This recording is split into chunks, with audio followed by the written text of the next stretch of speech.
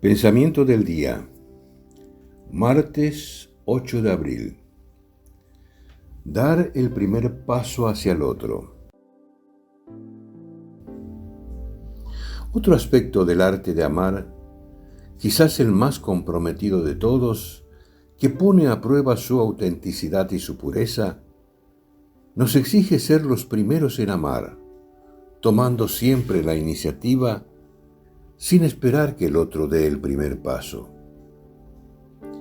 Este modo de amar nos expone en primera persona, pero si queremos amar a imagen de Dios y desarrollar esa capacidad de amor que Dios ha puesto en nuestros corazones, tenemos que hacer como Él, que no esperó ser amado por nosotros, sino que nos ha demostrado desde siempre y de mil maneras que Él nos ama primero, cualquiera sea nuestra respuesta.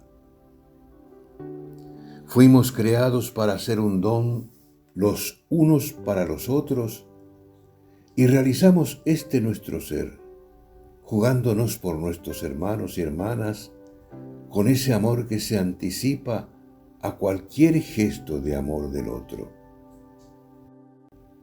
Chiara Lubich, El arte de amar.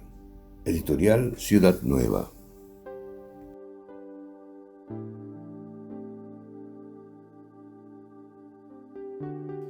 Hola, si te ha gustado este video, danos un like, un dedito hacia arriba y suscríbete al canal.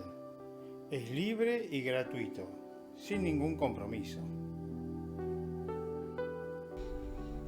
Palabra de vida. Abril de 2025. Miren que realizo algo nuevo. Ya está brotando. ¿No lo notan? Isaías, capítulo 43, versículo 19.